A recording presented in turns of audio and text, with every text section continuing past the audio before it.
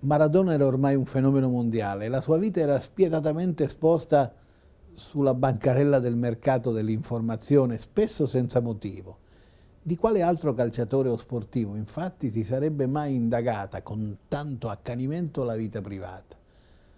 Altri campioni come Pelé, Beckenbauer, Falcao hanno avuto figli fuori matrimonio non riconosciuti, ma le loro vicende personali non hanno mai suggerito titoli gridati nei grandi media, forse perché non avrebbero fatto vendere copie o aumentato l'ascolto della TV. Per fortuna di Diego, però, le sue magie in campo continuavano. Il campionato che avrebbe portato al Napoli il primo scudetto della sua storia cominciò con un gol splendido a Brescia, in una partita arbitrata da Gigi Agnolin, fino a poco tempo fa rigoroso commissario di un'associazione arbitri in cerca di riscatto.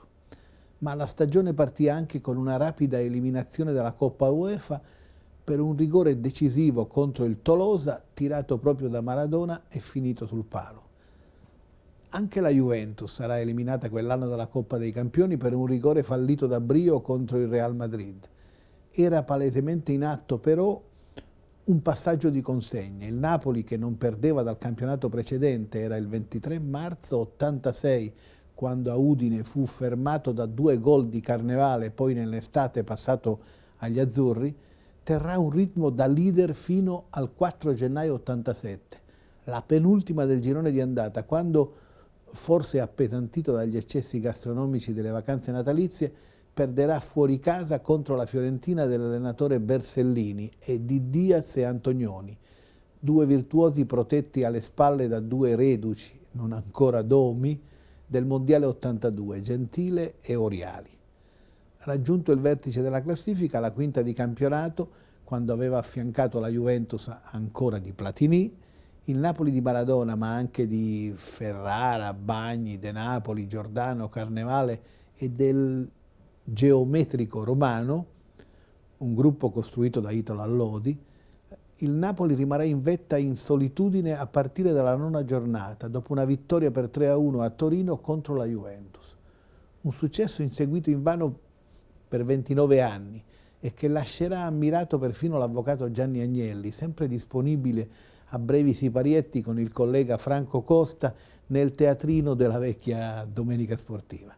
Il Napoli sarà raggiunto per una sola domenica, il 4 gennaio, come detto, dall'Inter di Zenga, Bergomi, Passarella, Fanna, Tardelli, Altobelli, Matteoli, che allenata da Trapattoni e rinforzata da Matthaus e Breme, vincerà lo scudetto 2 anni dopo.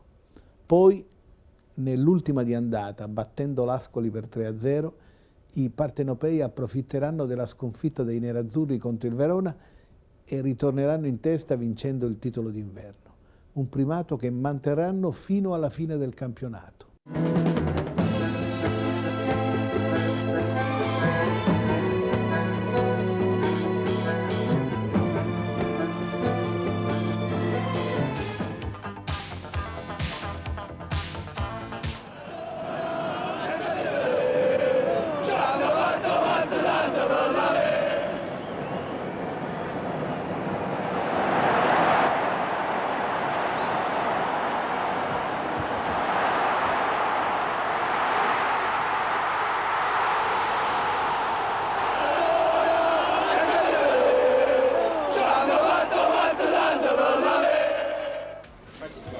Dal mondiale al campionato è sempre la stessa canzone, la canzone del calcio. Parole e musica di Diego Armando Maradona. Dire che la partita di Brescia l'abbia vinta lui da solo è forse un po' troppo, perché il Napoli attuale, anche se tartassato dagli infortuni, è già una squadra che si esprime a livelli convincenti. Giordano si mangia le mani dopo aver sbagliato un gol da 2 passi. Un centrocampo che annovera Bagni e De Napoli offre sempre notevoli garanzie. Smagliature ce ne sono, qua e là, ma il Napoli sembra avere acquisito una mentalità vincente sotto la spinta di Maradona, capace al momento giusto di inventare il gol della domenica. Bonometti è un bravo guaglione, come dicono a Brescia, ma il fenomeno, quando parte palla al piede, si mangia tutti in insalata. La partita sembra assegnata. Il Brescia offre il meglio di se stesso, ma non ci sono grosse opportunità. Per Vicini, Maradona è grande, ma tutta la squadra azzurra è in palla. Maradona sì, ha fatto la differenza perché ha fatto un gran gol, però per la verità mi pare che il Napoli sia molto ben organizzato in tutti i settori. Il Brescia ha grossi problemi, ha parecchi assenti e non è al meglio, ma nella ripresa riesce a organizzarsi per l'offensiva. Branco non è pronto al 100% e tuttavia offre qualche buon numero di repertorio. Il Napoli accusa un calo. La squadra di bianchi a questo punto è chiamata a collaudare la tenuta della propria difesa. In contropiede i partenopei riescono a piazzare qualche botta pericolosa fra le lamentele dei bresciani che nel finale vorrebbero qualche cosina in più da parte di Agnolin. Al Brescia comunque manca soprattutto un uomo di peso davanti. In definitiva, regista o non regista, panchina corta o panchina lunga, il Napoli comincia col piede giusto, il piede sinistro di Maradona. Sì, ho tenuto la fortuna di che finisca in gol, dopo che mi ha dato una gran pala Bagni. Dico, la fortuna sta con noi, sta con il Maradona. Senta, ma questi del Brescia dicono che lei l'ha controllata un pochino con la spalla, con la mano, lei cosa mi dice? No, l'unico che ha detto mano era il mio marcatore, però credo che lui è rimasto un pochettino sorpreso perché mi ha dato una gran pala a Bagni. Io ho tenuto che stopparla di petto e fare un slalom e dopo ho messo la pala dove non poteva arrivare il portiere. E allora i tifosi hanno ragione, Maradona è meglio Pelé? No, Maradona è Maradona, Pelé è stato il più grande, io sono un calciatore normale.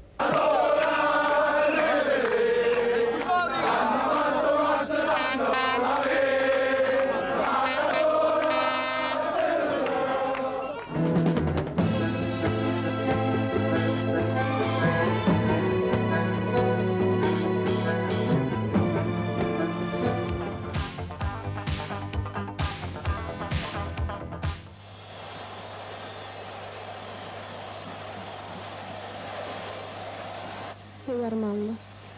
Un nome molto famoso a Napoli, perché questo nome? Sì, perché è nato tra una relazione tra me e Diego. Diego, vuoi parlare qualche cosa per la partita? Non parlo più. Per la Rai non parlo più. Ecco, ci sono notizie oggi che appunto ti portano in prima pagina. Che cosa hai da dire rispetto a questa vicenda? Parlare al mio avvocato. Ma della partita possiamo parlare della partita? No, neanche per la partita, mai più. Chiaro il riferimento polemico per la notizia diffusa ieri dal telegiornale. Una partita che sembrava destinata a far ricordare soltanto il polemico scontro in campo tra lui e Criscimanni, quando il 24 novembre scorso Napoli e Udinese pareggiarono. Quell'1-1 dette la possibilità a gente del calcio scommesse di speculare e di coinvolgere in qualche maniera la società azzurra. Invece la vigilia vede Maradona protagonista in un fatto di cronaca e che lo sconvolge al punto da mettere in dubbio la sua presenza in campo. Prevale il buonsenso, giocherà, anche se manca. Criscimanni, come ti è sembrato Maradona in campo? Con la testa intendo. Ma mi è sembrato sempre lo stesso, insomma, forse un po' più turbato del solito. Adesso non so quanto siano vere o no queste voci, però è sempre un grosso campione. Io ho cercato di dare il massimo, gli sono rimasto sempre appiccicato alle costole, cercando di limitarlo al massimo. Ne risente tutta la squadra, già vedova di un faro a metà campo, e il gioco diventa spesso caotico, non solo in avanti, ma anche nelle retrovie, dove manca quel pur minimo senso di coordinazione per impedire all'Udinese, ben sospinta da Edinho, Colombo e Miano, di essere pericolosa. Il nervosismo c'è e si placa soltanto quando De Napoli, da 25 metri, scarica dal suo piede tutta la rabbia e lascia meravigliato Abate. Per un attimo sembra che anche Diego si sia svegliato dal suo letargo e la traversa fa rimbalzare la palla procurando brividi al portiere udinese. Ci sarebbe soltanto da incrementare la pressione, magari sviluppare il gioco sulle fasce, visto che Maradona al centro non offre spunti, per consentire a Carnevale di raccogliere dosati cross. Invece è proprio il lavoro che riesce bene ai bianconeri, con Chierico da un lato e Zanone dall'altro, quando non è Edinho a sganciarsi. Una varietà di schemi che si alternano a quelli dell'Udinese e che danno i loro frutti sotto forma di un gol che vede impegnati a realizzarlo Chierico, Zanone e da ultimo Graziani. Si fa subito notare Muro allorché rileva Caffarelli, i suoi suggerimenti sono precisi, ma lo è anche Abate all'appuntamento con il pallone pericoloso. Partita destinata dunque al pareggio ed una speranza si accende soltanto a 2 minuti dal termine, quando la mano di Criscimanni impedisce a Maradona di calciare a rete. Rigore. Protestano tutti ed anche a lungo. Baldi è inflessibile ed anzi ammonisce Bagni.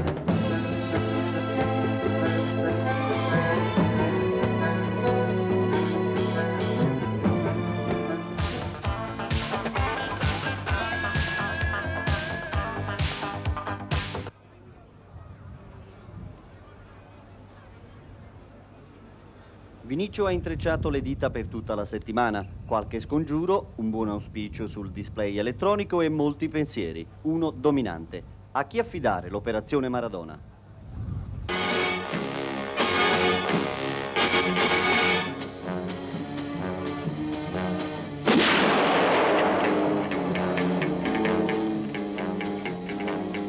Si vive solo 2 volte, ma questo ragazzo è riuscito di sopravvivere anche al terzo duello con Maradona. Il calciatore segreto è Giacomo Murelli, 21 anni, difensore che nell'Avellino fa la riserva. È il meno noto del panorama calcistico italiano, ma certo tra i più promettenti. Baricentro basso, dunque rapidità negli spostamenti laterali, velocità e intelligenza, le caratteristiche dell'anti-Maradona. E all'argentino il parmigiano risulterà indigesto. Sì, l'anno scorso è capitato 2 volte, quest'anno un'altra volta, spero che ci sia una quarta volta. Per il posto a titolare abbiamo una rosa abbastanza ampia, quindi il mister ha la possibilità di scegliere di domenica in domenica il giocatore giusto per l'avversario giusto. Maradona, si sa, viene da un altro sistema solare, ma a tutti oggi è apparso un terrestre. Qualcuno si è anche messo le mani nei capelli.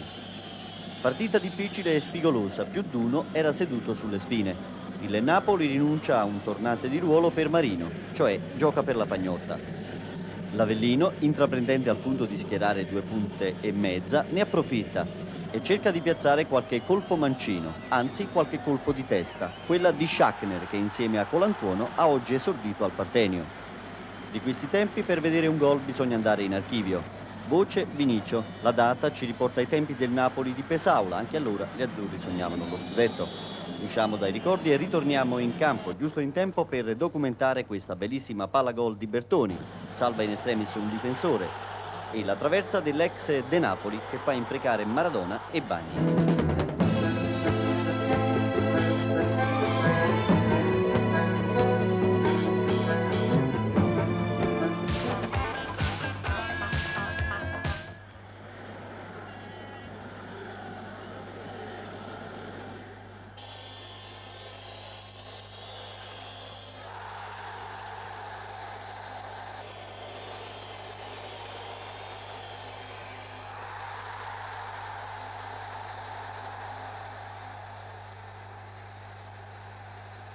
Il Napoli esce dall'Europa, ma il Napoli si riscatta subito, in campionato.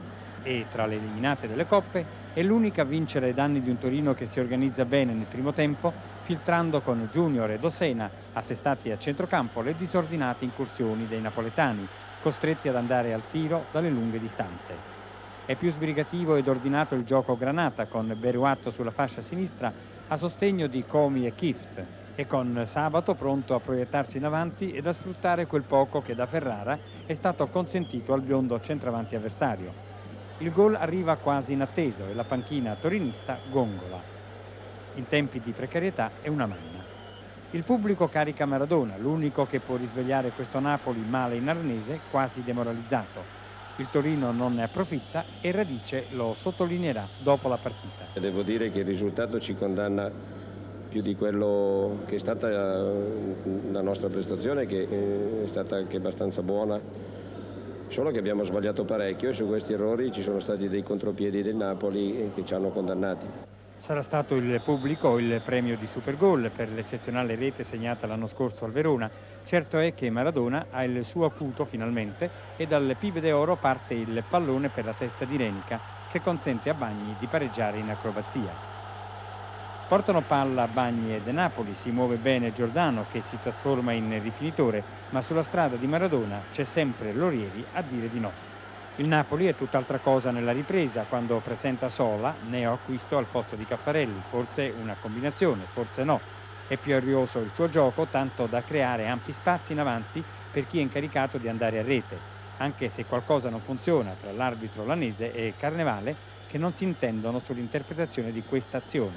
La peggio spetta naturalmente a Carnevale. Lanese si ripete nell'errore e meriterà meno della sufficienza quando ferma Maradona, che come una marionetta si agita ma non cade, consentendo a Carnevale di segnare. La spinta del Napoli disorienta il Toro e la sua fragile organizzazione tattica vacilla. Dalle fasce arrivano sempre meno palloni per Kieft e anche Junior ed Ossena non sono più fornitori abituali. Anzi, arretrano di tanto la loro posizione da essere coinvolti a difendere quando Maradona ruba palla al brasiliano per dare l'avvio a un bombardamento che si conclude con la capitolazione di Lorieri. Il suo giustiziere è Ferrara, tra i migliori in campo, con Bagni, Lenica, Giordano e Garella. Terza gemma di Lanese, e non sarà l'ultima. Espelle Bagni per un fallo che lo stesso Kieft dichiarerà di non avere subito. Pensa di approfittarne il Torino e si lancia a testa bassa in avanti, così favorendo il Napoli, che inserisce un altro difensore, Volpicina, al posto del già ammonito Carnevale. Potrebbe effettivamente ottenere il pareggio la squadra granata se il colpo di testa del 19enne Lerda e il tiro di Junior avessero avuto diversa conclusione. Un discutibile fallo in area, e anche qui Lanese lascia proseguire, chiude definitivamente il discorso e riapre quello del Napoli, che dilaga con Maradona e Giordano, giustamente premiato per la sua partita con un gol che Diego gli suggerisce.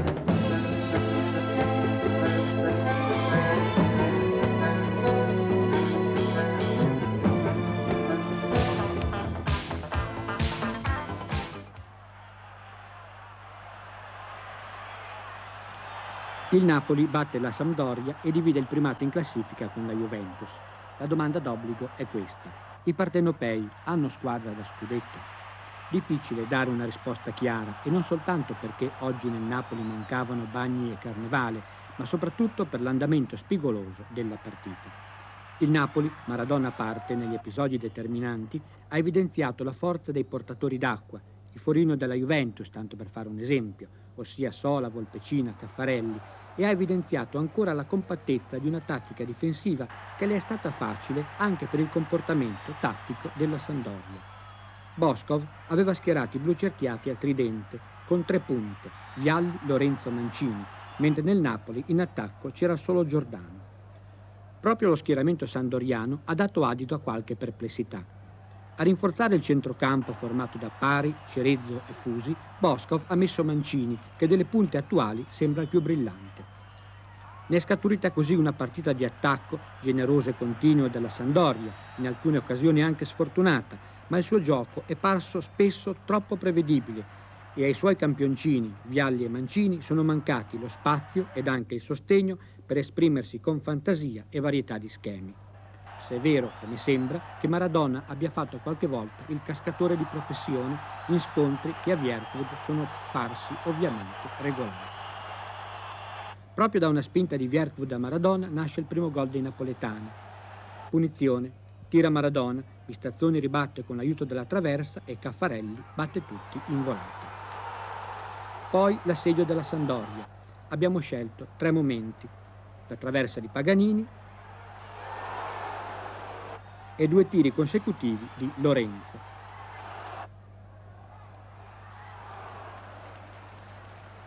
Il pareggio su calcio di rigore, intervento di Renica su Mancini e Vialli segna. Sull'episodio che ha portato alla vittoria il Napoli ancora su calcio di rigore, contrasto tra Vierwood e Maradona, Mancini non è d'accordo. Ho avuto molta sfortuna e poi questo rigore qua secondo me non c'era, non si può andare questi rigori qua, soprattutto in casa, mi sembra. Maradona segna e fa esplodere la sua gioia, e mentre la Sampdoria raddoppia l'assedio e coglie un'altra traversa con Vierwood, è ancora Maradona che dà fiato ad una difesa in difficoltà, giocando un pallone a tutto campo. Negli spogliatoi i napoletani tacciono, i sampdoriani, sentiamo Vialli, imprecano sulla poca fortuna. Siamo in un periodo in cui le cose non ci vanno nel migliore dei modi, però le squadre forti, i giocatori forti si vedono soprattutto in questi momenti in cui la barca sembra che stia affondando, perciò dobbiamo rimboccare le maniche, ritrovare un po' di morale, perché direi che gran parte delle occasioni sbagliate oggi sono soprattutto dovute a una mancanza di convinzione e di morale, perciò dobbiamo abbatterci, dobbiamo, come ripeto, rimboccarci le maniche e ritornare la squadra che eravamo un tempo.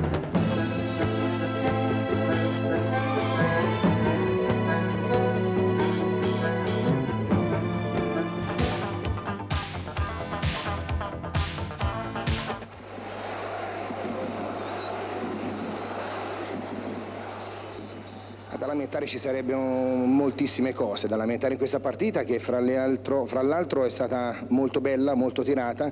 Ci sono stati tantissimi episodi. Dico soltanto che nella parte finale della partita stessa ci sono stati 2 episodi, quello di Stromberg solo davanti alla porta che ha mandato la palla sopra la traversa, e quella di Magrin ancora solo davanti alla porta, che ci poteva permettere di vincere la partita, e non credo che ci sarebbe stato troppo da ridire.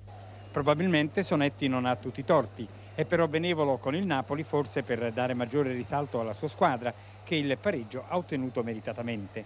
Ma andiamo a vedere subito cosa succede al terzo minuto di gioco, che forse è più importante dell'80°, un minuto di Napoli-Atalanta che i napoletani ricorderanno con amarezza. Doveva essere la partita del sorpasso, e invece è stato l'incontro che ripropone il dubbio di sempre. Allora questo Napoli è davvero Maradona dipendente? Certamente sì, se per l'infortunio che avete appena visto Diego corre poco, tocchetta soltanto, non calcia dalla bandierina ed evita di forzare il sinistro su punizione.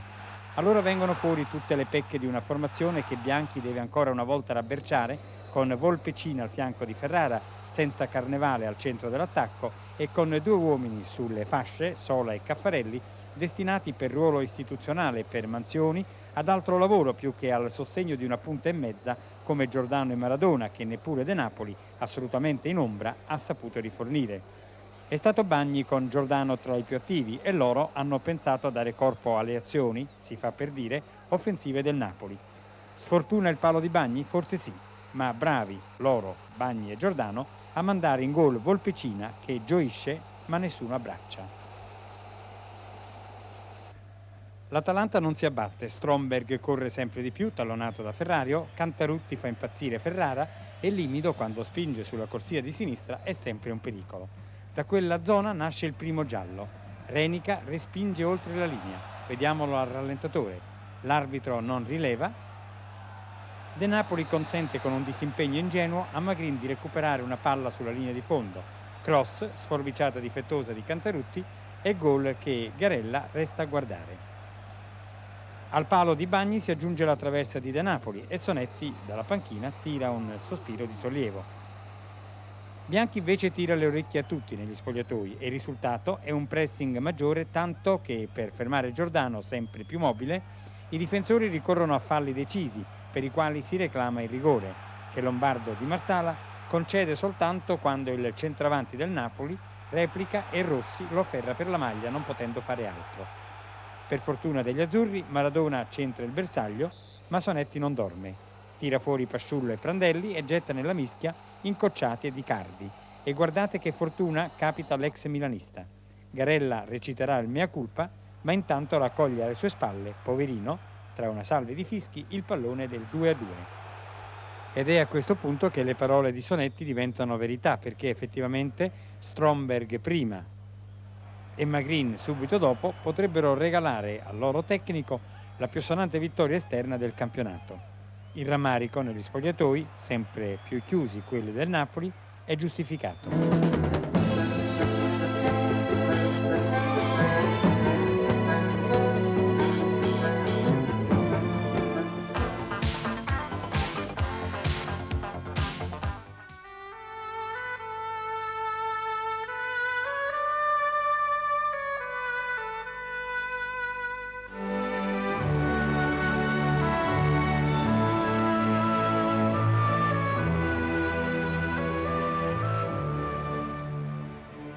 $1,2 miliardi di incasso, 60.000 spettatori più 1 per un Roma-Napoli dal fascino antico.